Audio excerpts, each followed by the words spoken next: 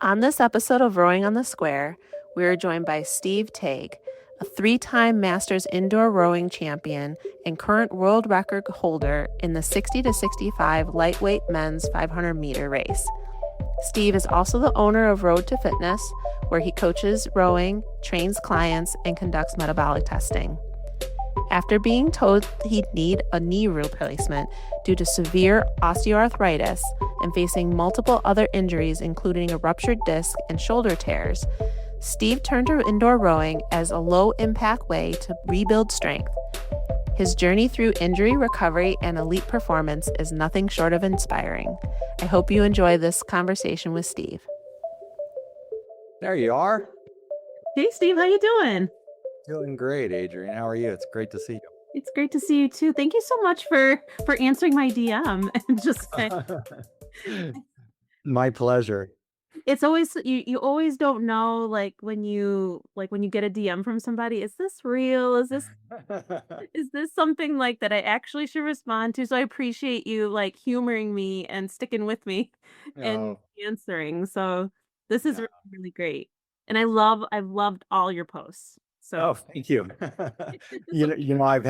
I've had to make that shift because I'm at a totally different place, right? Mhm. It's always been about my training and my competitions and, training other people. And then all of a sudden it's about just trying to get through this. Oh, And, I'm trying to find some humor in it yeah, and, just plugging away. What else can you do? But, just do the best you can and come out the other end. So, that's right. Well, let's rewind a bit and can you tell us okay. about your rowing background before the injury? Okay. Well, I hope we have a little bit of time. Got plenty of time. Okay. Feel free. Unlike a lot of, the competitors and friends that I row with, I don't have an extensive rowing background. I grew up in San Diego County in California, but inland quite a ways. And really the only body of water we had was a lake where everybody fished. And, I can remember though, back in high school, my friends and I, we always were in the gym. We're always working out in the gym. And for fun, we would go to the lake and have competition, just rowing against each other races, literally in these rowboats, these fishing rowboats, not a scull or anything like Yeah. that.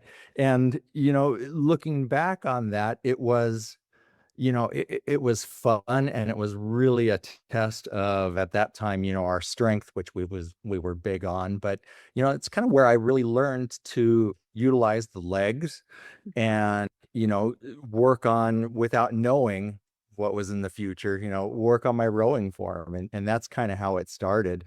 Flash forward, I've got two boys. They are now 29 and 30 years old, but growing up, I kind of coached them in most of the sports that they were participating in. Yeah. And when they got to the high school level, because of the coaching experience that I had through the years, I was the head lacrosse coach at a local high school. And so for 4 years, I coached these kids, and every week I would bring them to CrossFit. And whether, rowing was part of the WOD or whether it was just a warm up, the kids and I always had to compete on that, whether it was a 500 warm up or a 2K, yeah, we were always going head to head. And I really just really enjoyed that. Um, and then it was about 7 or 8 years ago. My kids are off to college, grown, and I finally find myself with all this time to actually start thinking about myself again and, getting back in shape, which is what I wanted to do. So I started going to a gym, that had some classes that involved some rowing and, some other things. But my body just started hurting. My knee, I'd never felt pain at my knee like I was feeling. Yeah. My shoulders, which I'd had issues with, were just getting torn up. And I finally went to an orthopedic specialist here in town, a physiatrist who I've known for years. And he's like, you know what? You need to stop. Number one, you can't do anything that has impact. You've got grade 4 arthritis in your knee, your hip, your back's messed up. you need to find something that has zero impact or at least very little impact. I'm like, well, what does that involve? And he goes, well, you can swim. I'm like, no, I can't swim actually. And so didn't look into that. And he said, cycling would probably irritate it, but you could probably get away with that too. Or you could row. And that's when the light bulb went off. I thought I've really always enjoyed rowing. Um, so I started looking into it. So my first move was to go to Concept 2 and buy a rower. And that's where I discovered this whole world of rowing, right? Yeah. It blew me away. It's like, no way. These guys that row on the water actually compete on these too. This is what they train on. And that was the beginning of the end for me. I went all out.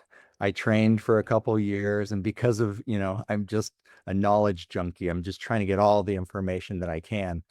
And and so I saw what was coming up, and I made it the goal that, I'm gonna work my way up the ranks, and I'm gonna go to Paris. This was in 2020 for the World Championships. Hmm. And I did.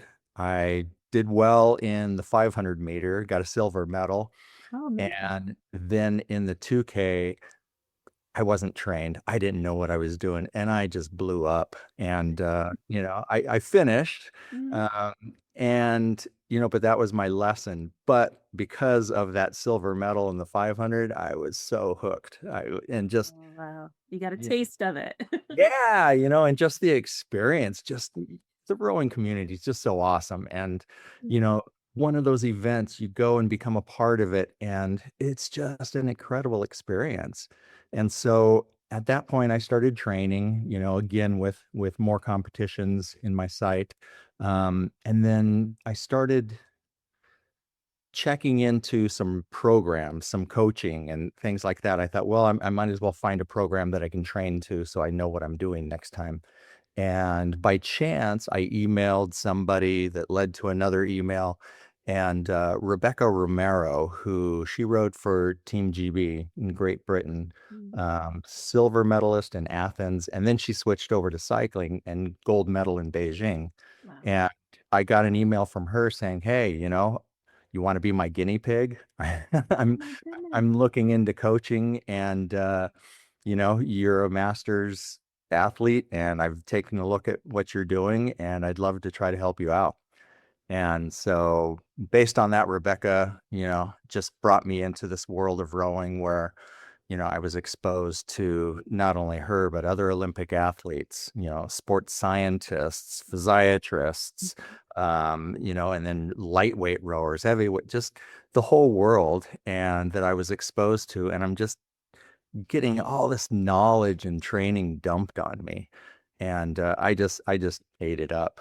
And Mhm. so over the course of the next few years, I was able to get gold in the 500 three times and then silver in the 2K a couple times. I'm not built for a 2K, but I gave it my gave it my best.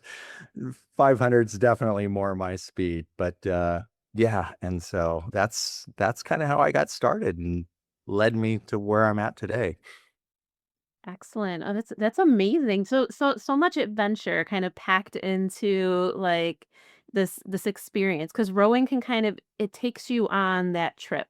It kind of takes you places that you don't expect. It introduces you to people that you never would have gotten to know if you didn't mention this to someone who mentions it to someone who sends you the email. Right. It's definitely that type of sport. We I always say that, especially sweep rowing, like we're all connected because someone had to be in the boat with you to teach you, and that person was in the boat with someone who taught them. So Right. that person was in the boat. So we're all every single rower is intertwined if you sweep. If you Yep. well, maybe not so much, but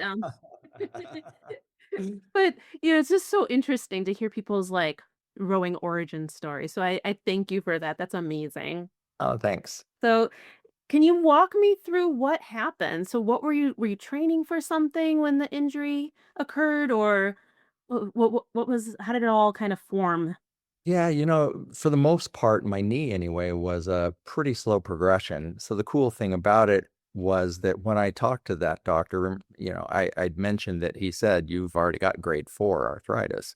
Mm. And I think it's called grade 4, level 4, basically nothing left but bone on bone. Yeah. And, he said you could go in for, a knee replacement. But, let's put it off for as long as we can because technology, everything just keeps getting better. So let's just put it off, and go for as long as you can. And, again, that was 18, so 7 or 8 years ago. Wow. And rowing, every time I would go into the doctor, they would do imaging, they would talk to me, and they were just like, whatever you're doing, keep doing it because somehow it keeps getting better, right? Wow. And it's Yeah. and it's the rowing, just that low impact and just strengthening everything around it and supporting it, that allowed me to put that surgery off for 7 or 8 years. Mhm. And so eventually, it progressively did get worse.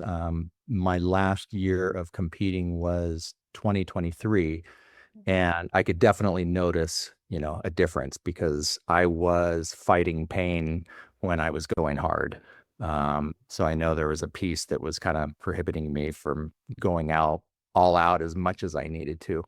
But then again, with my shoulders, I've had partial tissue tears in both of them, which had been repaired. Oh, wow. Uh, and then it was the late winter of 2023. I was walking from my house to the gym and slipped on ice and boom, just landed on my shoulder. And Mm. I knew something was wrong, Yeah. and eventually went to the doctor. And so infra, supra were completely torn, retracted. Went back to the orthopedic that had repaired it first, and he goes, "Well, the good news is it didn't tear where I fixed it." Like, It that's wasn't my wonderful. work. It wasn't my work that was the problem. It was your original hardware. Exactly. And he said, "But by looking at your imaging, we could go in and take a look, but I'm telling you, it would be fruitless. There's just not enough left there for us to repair. So let's rehab you and do what we can." So I ended up rehabbing hard for December, January, and in at the beginning of the year, I was able to go into the nationals and did well, and then the world championship. And I'm sorry, back up. That would have been 22 into 23, I guess, Right. because then it was last year in 2024, just before the rowing season, like in January. Um, my bicep had completely torn. So I was working out and the long head of my bicep just exploded. Oh, And this was 2 weeks before nationals. And, I had no idea the healing process or anything else. And at that time, my knee was going, my shoulder's gone. And so I backed out of all competition last year. right. And, that was when I spent last year basically taking care of myself, Mhm. trying to get in the best shape that I can, knowing that I had surgeries coming up. The last part of last year was prehabbing, basically strengthening my knee and for this surgery. And that's where my energy has been spent. So, and it was well spent. Well spent. I can tell you the difference is amazing. Wow. So what surgeries did you have and how far post-op are you at this point? I I am almost exactly 8 weeks post total knee replacement of my right knee. And I've got some great pictures the doctor took for me, so I can send those to you. Oh yeah, send me the pictures. I'll inset them into the Okay. talk so you can chat about them and I'll come in there so everybody can see. All right. Yeah, I mean, it was so cool. The doctor did this. I mean, he took almost a step-by-step close-ups of the whole process. And it's a great reminder because, especially now, 8 weeks in, um, I'm frustrated, I'm tired, I'm beat down, I still don't sleep well, I don't have the flexion that I want. Mhm. And so I think almost on a daily basis, I open up those pictures to remind myself the trauma that my knee was going through, you know? I mean, it's easy to look at those photos and go, oh, that's why it's 2 months in and I'm still not healed. So, so that was good. But yeah, 8 weeks in and the total knee replacement. I still have, you know, the shoulder, the only thing they can do for that is a replacement. And I'm doing everything I can to avoid that. I'm just working my shoulders, rehabbing and strengthening them as best as I can. Unfortunately, with the knee replacement, as I'm sure you see on a daily basis, the compensation that the body does Yeah. while you're trying to rehab that has really irritated my hip, which, had issues anyway, as well as my lower back. So last week, I went in and had an epidural injection into L4, which I had before previously. And very well maintained. Everything has been going well with that. But with things out of balance, that thing just got angry. Yeah, less compensations, they'll get you every time. But when you come out the other end of it, a lot of times everything will feel better because the knee will be able to take up its slack again, and then you won't have as much back pain and hip pain. So it might be peaking right now, but it'll probably wax a little bit as that knee gets better. But it's always so tough. Yeah, and actually, I have a question for you. So, if you don't mind, um, with the process of getting my knee back, again, it's been frustrating. The flexion that I want is to be able to get in the catch position properly, right? With those shins at a vertical position. I'm not there yet. Um, Physical therapist who I've known for years, he's great. My orthopedic surgeon, same. They've told me, at 8 weeks, that window kind of closes and you'll still be able to get some more flexion, but we want to get as much as we can in that first 8 weeks. Yeah. So, I'm around 115 right now degrees. Um, and by looking at where I need to be in the catch, it's probably, and you probably know exactly, but I'm thinking closer to 125. Yeah, somewhere 125 to 130. It just depends on the length of like your shin bone versus like your femur and Okay. what type of angle you'll be at when you're perpendicular. Okay. Um, I would think about don't ignore the ankle. So Okay. make sure you're keeping the ankle happy and make sure that the mobility is good in the ankle. Okay. Um, when you're do you do any like towel mobilizations where you kind of um let me see if I can back up enough. Putting the light up here, like in here, and then a little bit of like joint opening. I don't know if you can see it. I have my I know what you're talking about, and I haven't been doing that. They do that with me in physical therapy, right? But yeah. I haven't been doing that at home. I do a lot at home, but I haven't done that. Yeah, try the self-mobilization Okay. and maybe try to do it a couple times throughout the day. I Okay. always say that like our bodies respond best to range of motion that it's using. Okay. So you say you do your PT exercises or you do your workout and but that's like the once a day. But I always feel like the system needs like exposure over time. And so sometimes I'll tell someone every hour on the hour Yeah. if you can if you can tolerate it, Right.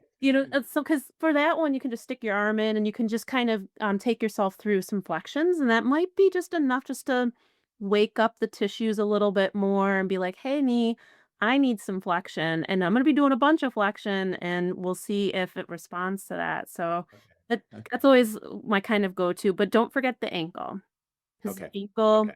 like, we think of all the muscles being very like compartmentalized, but Mhm. it's a whole kinetic chain, and the way that the fascia all connects between, especially because a lot of the ankle musculature, like the Achilles, and as it comes up, gastroc kind of connects behind the knee, and so that there's been disruption to that also, so that giving it a little bit of extra movement down through the ankle might kind of loosen some things up in the knee for you too, because it is all connected. I know we kind of think of it as being its own compartment and like, why would I focus on the ankle when I'm working on the knee? But sometimes everything's connected. So I would give that a try too. A little bit more Okay. ankle work and some of those self mobilizations.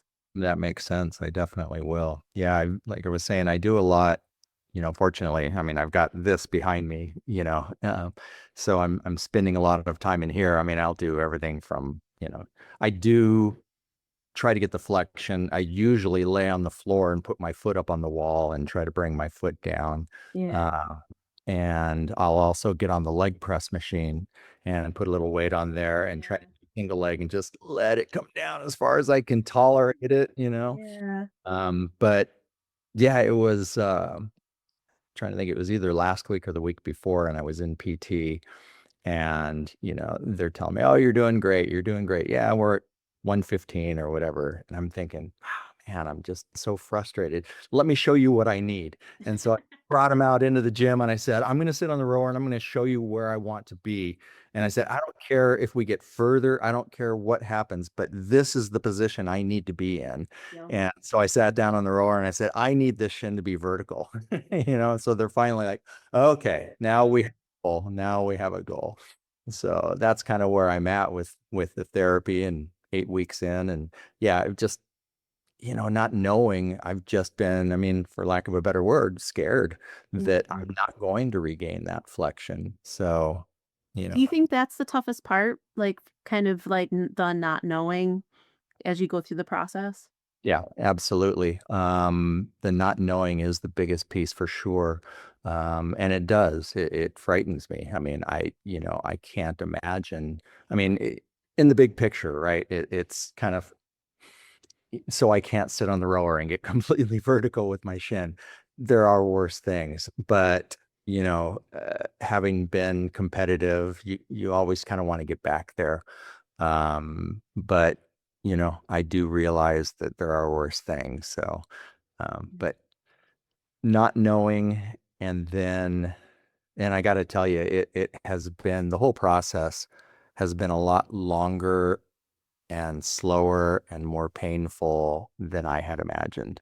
Mhm. Um, I've talked to a lot of people that are out on the other side years past, and they're like, "Oh, so glad I did this. I don't know what I waited for," and I'm 2 months in going, "Oh man, I don't know if I would do this again." It's frustrating, and I just don't know. But so yeah, just the length of the recovery and the not knowing are really, really, they get to you. They definitely get to you. Were there any tools or methods that are been helping you with your return to rowing, or anything in particular that you want to reference as like, yes, this is what's really been helping me kind of get back into it? What has helped me is so along my rowing journey, because I was in a position where, I was learning from best in the world and getting so much information that was just blowing me away, everything about physiology of rowing, the mechanics and everything that, I really wanted to share this information because, I'm 62 years old. I mean, my future in rowing is just for fun. But I want to be able to share that with other people. So, I have been for a while, but personal training and I'm certified with Concept 2 as an indoor rowing coach. And so I do train other people and I have classes just a couple times a week at a big facility here in town. And you know, I, I think that's probably the most motivating part is just being able to work with other people who, are truly concerned about what I'm going through, but at the same time learning from me and so appreciative and me being able to see them make advances and do really well. That's inspiring, but it's also allowed me because it's what I do now, it's given me the time to sit down on the rower and work on that flexion, before class, after class, demonstrating during class. And so I feel like, just being able to sit on the erg and work through that range of motion, on a daily basis several times. I think that has been kind of what keeps me going. If I didn't have classes or teach other people, I don't know that I would go in the gym. Sometimes I'm so depressed about the whole thing that I don't, it's kind of like I would just shy away from it. but with people there to motivate you, it makes you get up in the morning and want to hit it. So That's awesome. But I mean, that's so important to have something during your rehab that's kind of like keeping you in check, keeping I always say keeping you honest, getting you out there and having the responsibility of, introducing others to rowing keeps you like, okay, like this goal is what I'm working on. I'm going to continue to do that. So that's amazing. yeah. And let's see. How did the rowing community, like your rowing out like in the boat community, help you with your rehab? Oh, man, and along the lines of people that I'm teaching, Mhm. you know, it's amazing. And I don't have to tell you or anybody else that's involved with rowing how awesome the rowing community is. Just everybody that I've met, you know, around the world, everybody is just so supportive of one another. And so during my process, I mean, it started, I think, with concept two, when, I had to back out of the world championships last year. I get a package in the mail. I'm like, what's this? It's a t-shirt, team concept two and everything with a card handwritten and signed by everybody, just saying, we really missed you this year. Come on, let's make a comeback. We'll see you again soon. And, that was the beginning of it. And these days, I mean, over the past several months, I don't think a day goes by where I don't get an email, a text, a phone call, or a FaceTime from somebody that I've met over the past 7 years in the rowing community, just saying, "Hey, Steve, just checking in, want to see how it's going. How's the knee feeling today?" I mean, literally just all the time. And the biggest piece of that happened, it was right before the Crash Bees this year.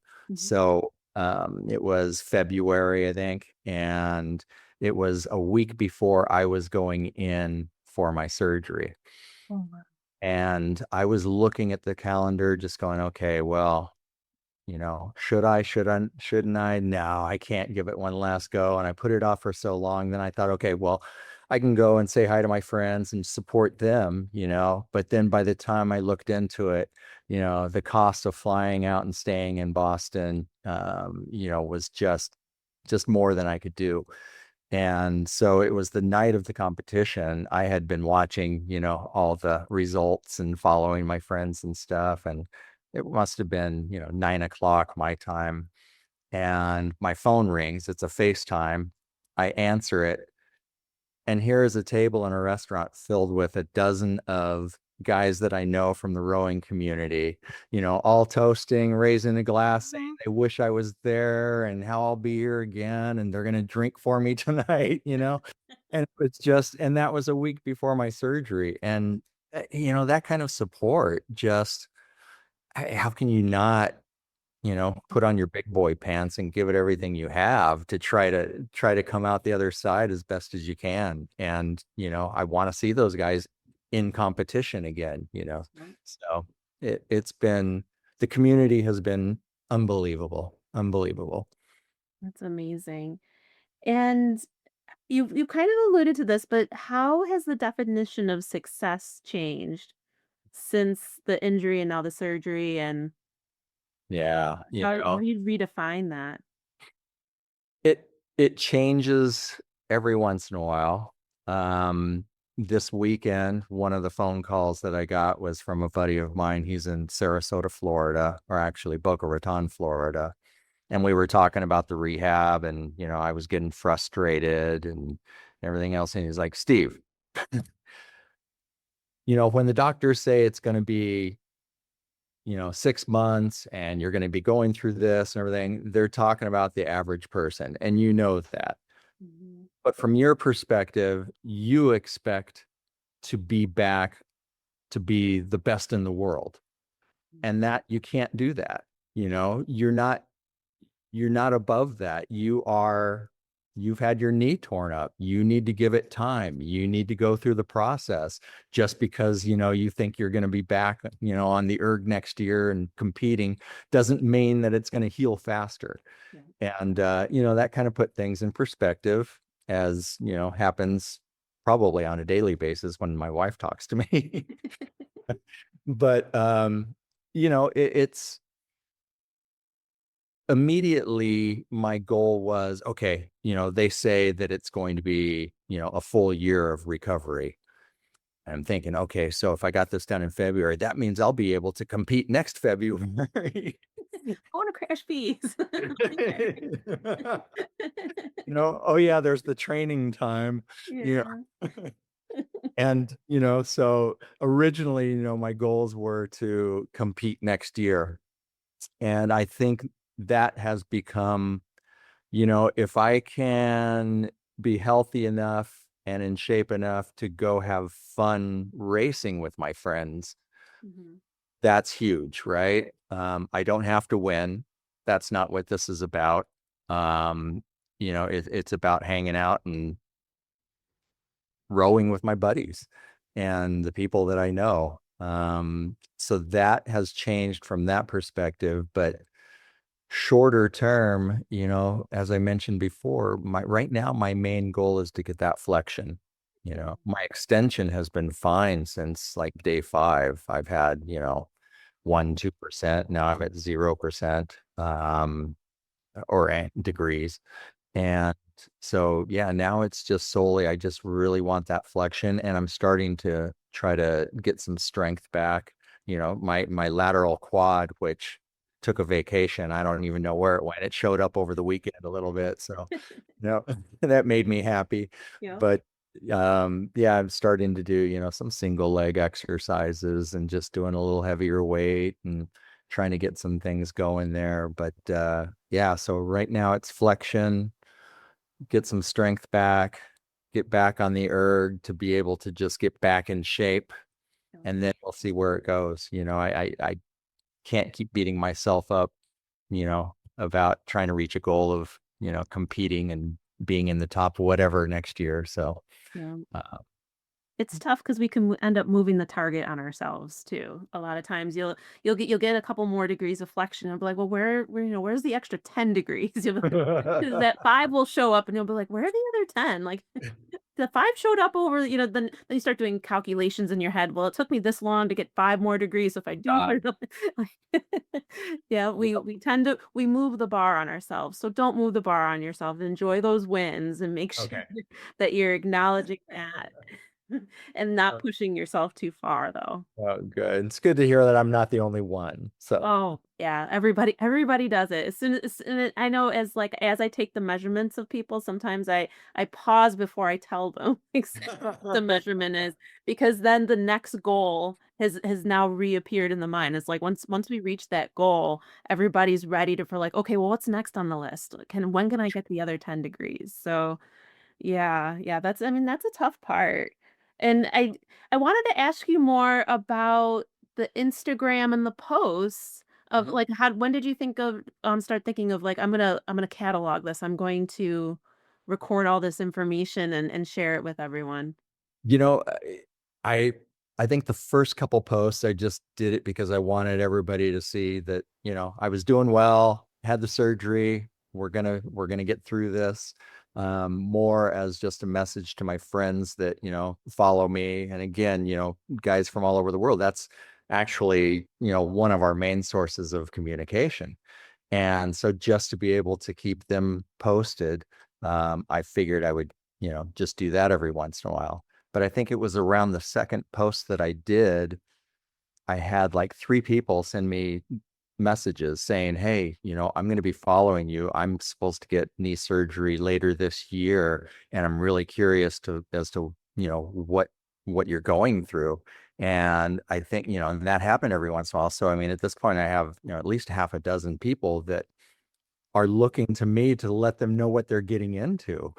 And so just based on that, I thought, okay, well, I need to really show them what's going on. And it's been hard because again, with my frustration and wanting things to go so quickly, you know, I want to like do these posts that, you know, just show my frustration, but then I don't want everybody else to see that and go, oh my God, I'm not going to get into this one, you know? So I've been hesitant to do as many posts as I want, but I'm definitely due. But yeah, that's how I got into it is just people showing their interest to me and asking for more.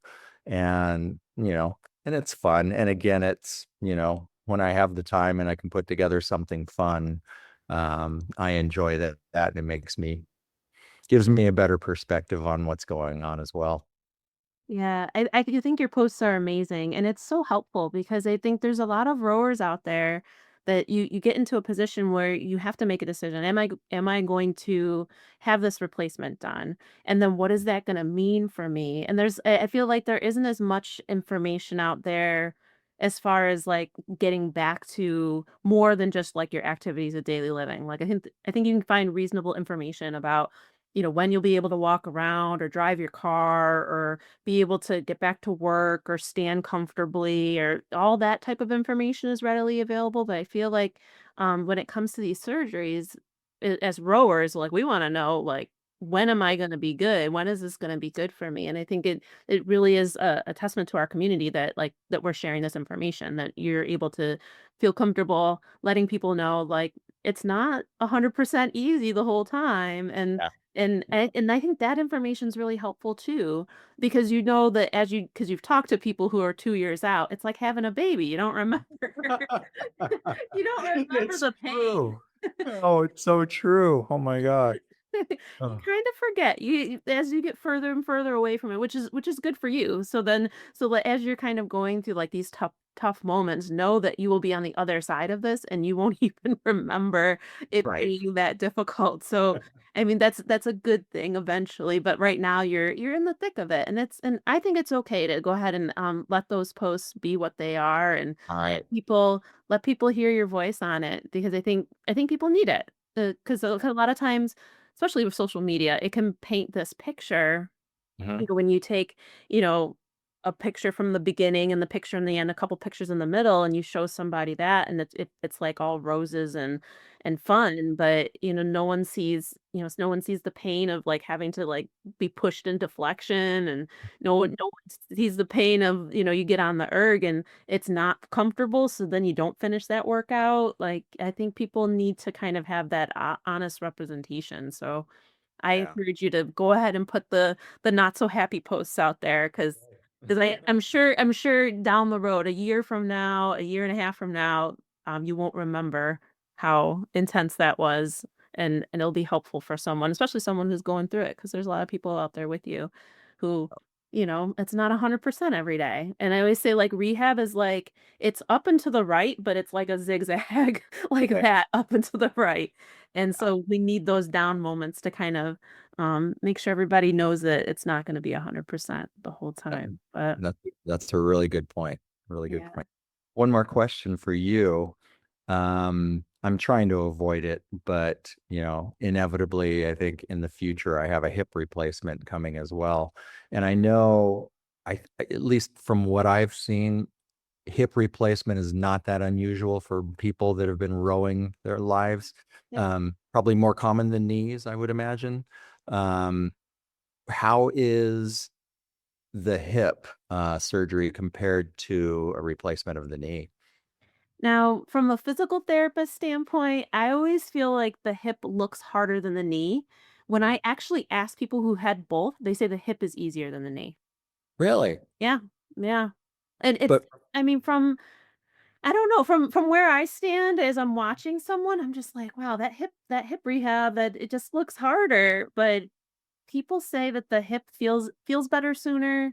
okay. Um, People get rowing with it. The only thing with the hip is that, because the anatomy has changed Mhm. between the two sides, I think with the knee, I find that there isn't as much because it's not multiplanar.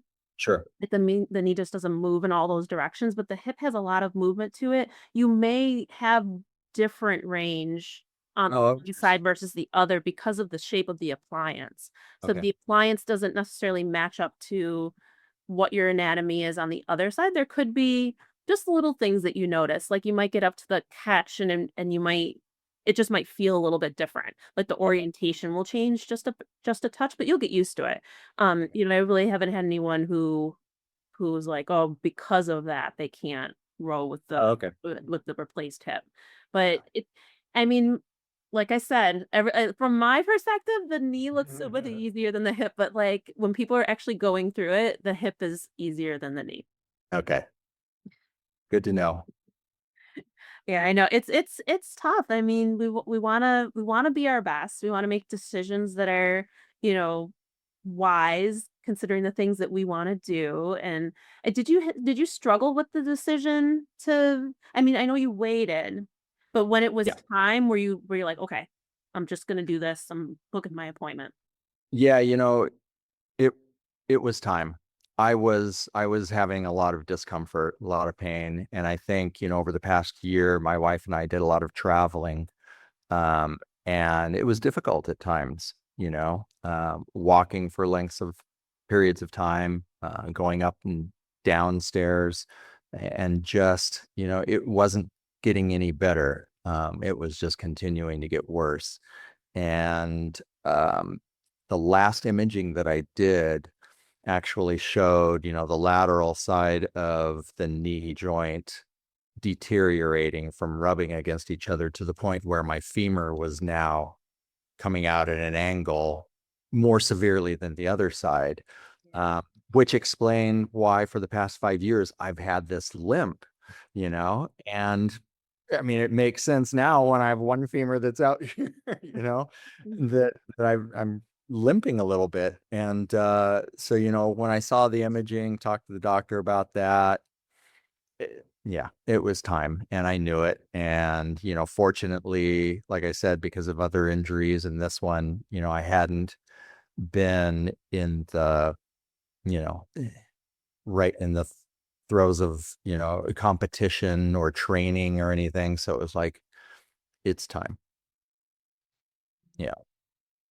If you had to sum up your comeback in one word or phrase, what would it be? Patience, Yeah. which I don't have a lot of. I'm working on it. I swear I'm working on it.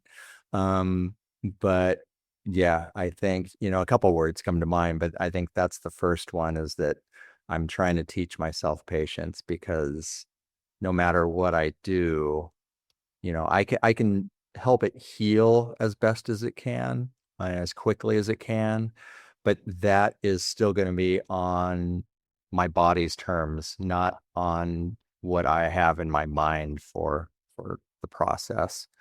And so just coming to terms with that and having the patience to let my body do the work, um, that is probably number one. And number two for words is community.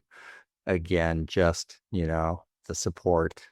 Um, yeah, it's been awesome. Amazing. And where can everyone follow you? I know if you want to give like your Instagram handle and Yeah, Facebook and such. on Instagram, it's, at Road to Fitness, ROWED to Fitness. And on Facebook, it's pretty much the same, but two is the numeral two as opposed to TO. And then there's my website, which is roadtofitness.com. So that's the extent of my social media. But you can certainly find me there. And hopefully after this conversation, I'll have a few more fun posts of my recovery to share. So That's amazing. Yeah, I'm looking forward to it. I'm following you. I'm keeping track and I'm awesome. excited to see as you make continue to make more and more progress. And I'll keep an eye out for a post on that flexion. We'll see if we can get you past Okay. 15, get you into that 120 range and get you Awesome. comfortable on the machine. I'm And looking forward to it. tell me a little bit more about Road to Fitness. Like, so how long have you had in some personal training um clinic that you have? And tell me So about that. yeah, a few years ago, I got, certified, but, as a personal trainer, but that's just that's just a piece of paper. All the knowledge and everything that I've gained over the years from working with everybody is really what I base my training on. And I just thought, as being 62 years old, the majority of my clientele are definitely over 50, many of them over 60, and some in their 70s. And to be able to incorporate rowing with personal training and making that the low impact, strengthening, cardio building exercise that they're looking forward to doing every week has just been awesome. And so, I had another business that I ran for just about 40 years. I was a commercial photographer, and I still had a studio here where I live. And I just over the course of the last year, I was able to transition, sell my studio to a guy that had been working with me for years. And he's taken that over to the point where I'm pretty much hands off in the photo business now, and I can fully immerse myself into the training and coaching, which actually I started doing that as of March 1st. So full-time coach and personal training, and business keeps growing because I'm amazed at how many people love rowing. Even if they don't know about it, once I get them on an erg and teach them how to do it correctly, right? Mhm. Most people hop in the gym, they start cranking away for a minute and they're like, "Woo, that was a great workout." you know. But once you teach people how to, control the machine and the different types of workouts they can get, people just love it. And it's just been so fun to introduce that to people and teach people. And so I was, very fortunate to be able to take my passion and now turn it into something that I can share with others. So pretty awesome. That's amazing. And as you work with your clients, do you find that that rowing kind of becomes their go-to cardio option, and you spur them on with using rowing as a way to kind of get out of zone too, and Yeah. Yeah. and put a little bit of life into their cardio again? Absolutely. And yes, I would say the majority of my clients do consider rowing their go-to exercise now. I have had, boy, I can't even tell you. I wish I kept track of how many Concept twos my clients have bought over the past couple of years. But I'm sure Concept two has seen a lot of shipments going to Bend, Oregon. Uh, but yeah, everybody ends up buying an erg at home so that they come here once a week and I can work with them one-on-one or twice a week, and then I can build them a workout to do at home, which they absolutely love. It doesn't take a lot of space.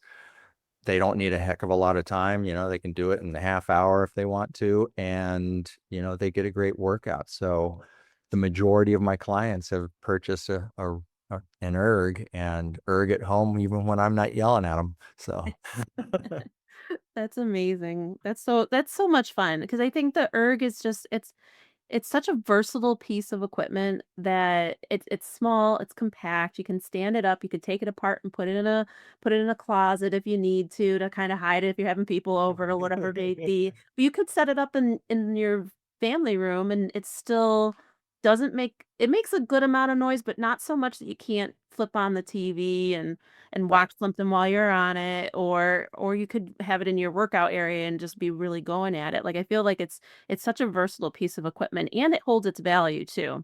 That's what I always tell people when they ask me what type of machine they want to purchase, and I said just get the Concept 2. If it becomes something that you're hanging clothes on, because sometimes that happens, it's uncomfortable. You don't use it as much. You rather so a lot of times people are hanging clothes on it, but they wanna, they rather row in community. Like, so, like, when you go to a fitness class and you have a bunch of people there, that's kind of more the space that they wanna be in, but they bought a piece of equipment, so then they can go and put it on Facebook Marketplace, get a couple $100 for it, and I always say, "You have that out." If you Yep. happen to buy it and it does more sitting than erging, you can always find a loving home. Yeah.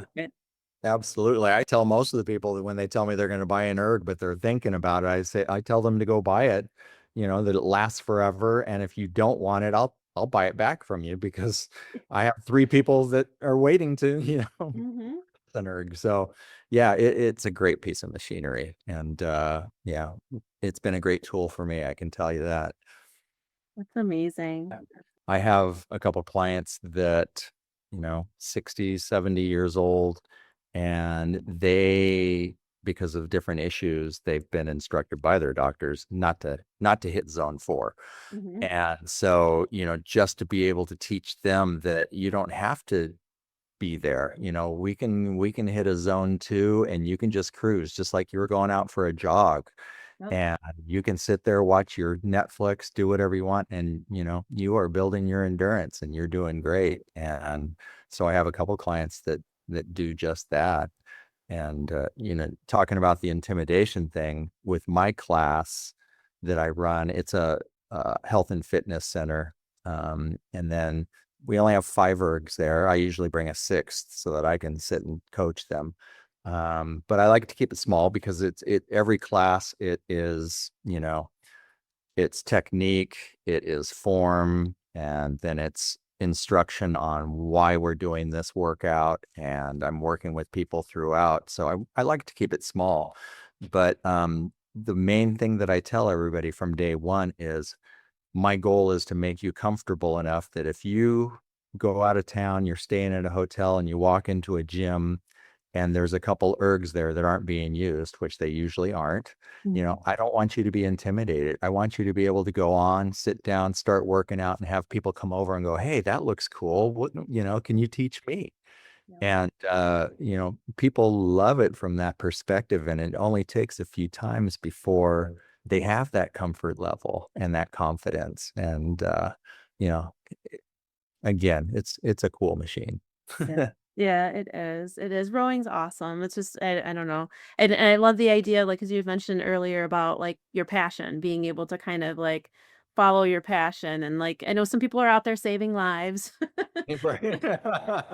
as There's part of their passion. They're like, helping the poor or whatever it may be. But I always think like my passion is kind of frivolous, the fact that I love rowing this much, but it's still it brings I mean, it brings happiness and joy, it brings community, it does all the things that, like all the really good things in life do, so, um, so I appreciate that I get to talk to other people who are that passionate about it as much as Yeah, yeah, I'll bet. I'll bet that's fun. That's gotta be fun. So where did you start rowing?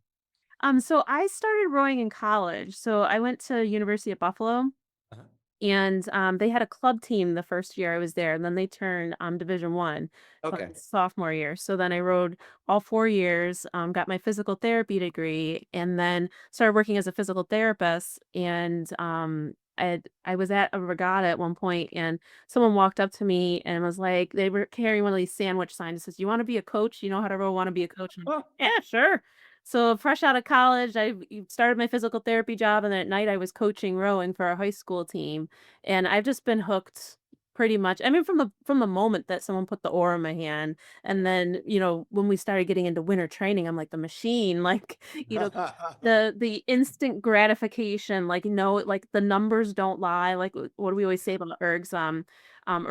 Ergs don't float, but they don't lie either. Like so, it's always that truth barometer of how much effort you're putting into things. And yeah, I've loved every aspect of rowing. And I mean, as I get older, I realize that the community portion of it is so amazing too. Like it used to be about the competitions and winning and who's working hardest, but now I look back at it and I have, my rowing friends that if I called some of them up to come out and do something for me, they would. It's just a really, really great people. And being able to share the rowing experiences with them over time Mhm. is the best. And you talked about that too. Like it's almost like a competition days are like a reunion of Yeah. sorts, Yeah. Crash Bees happens, we're like, "Oh my gosh, I haven't seen her," and, like or How the Charles is, like, basically like Yeah. rowing homecoming, it's like everybody's there, and whether you're talking to someone from the national team or you're talking to someone from a high school, then it's their first head of the Charles, it's just, you know everybody has that feeling that they love rowing so much. So that's my favorite part of all of this, you know? That's cool. That's very cool. Yeah. All right. So I'll do is I'll edit all of this. Okay. I'll package it into like on the podcast. I'll probably do like a little introduction. I'll probably keep most of like the formal conversation all in there. I might edit some of the end part stuff that we were chatting about and throw that in there Okay. too. Um and I can give you the raw video of this. I can share it on Google Drive. I'll share the edited version of it, Okay. and then, I'll let you know what date it's going to be populating out into like, it'll be on Spotify and Apple Music. Okay. So most people have one or at least one or the other. I usually post it on my YouTube channel. So if you I don't know if you have a YouTube channel, but you could put it into your podcast section on your YouTube channel too. I Okay. can give you the link for Cool. that. Um, and yeah, and I there should be, like, a transcript. I don't know if you want the transcript and then, Just like, the yeah, just AI generated, conversation too. And then some of that stuff you can use for social media. oh, okay. Well, so if you're interested in any of that, just let me know. Okay. Transcripts hang out in Zoom for I think for about like a month. I think it's like 30 days. But when I do them with people, I'll try to download that too and put it in the package just so that you have it just on the off chance you want to make a blog post about what we talked about. Okay. It's so interesting now. Like I'm getting into like the batching and the putting all the things together and making sure that you're using your media, like getting every last ounce of everything. Right? So if I sound a little manic about that, I'm like, because 'cause I'm in the thick of it right now with a virtual assistant who's trying to help me, um, get things organized. You can go into a rabbit hole, Yes. especially with, like, rowing. Like, I have so many rowing Gosh. pictures, videos, conversations. Like, I've been recording stuff and documenting stuff for years. So, like, when my virtual assistant's like, "What information do you have?" And I'm like, "Well, how much time do you got?" But I'll try to get all this to you, and I think it won't come out next week. It may come out the week after. Okay. But I'll Just give let you the exact date. So then if you wanted to that would be share it on great. social media and or reference it or anything like that. So Cool.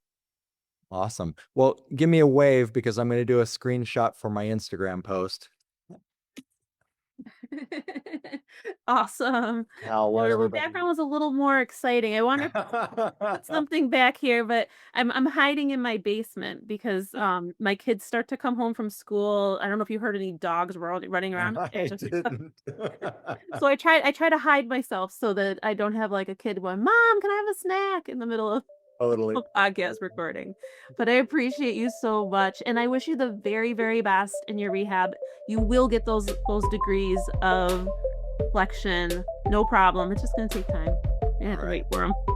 Thank you, Adrian. It was such a pleasure to meet you, and thank you again so much for inviting me. I loved it. Oh, thank you so much for coming on. I appreciate it, and We'll stay maybe in we touch. can chat. Yeah, we'll stay in touch. Maybe once you decide to do your first competition again, potentially. Oh, that would be Like fun. maybe we could do like a review of like how you built back up to it, and what maybe post competition Okay. we can kind of talk about the journey through that and getting it done. I love it. All right, perfect. All right. We'll chat in a bit then, right? Sounds good. Thanks, Adrian. You take care. Have a good rest of the day. Take All care. right. All right. Bye bye. Bye bye.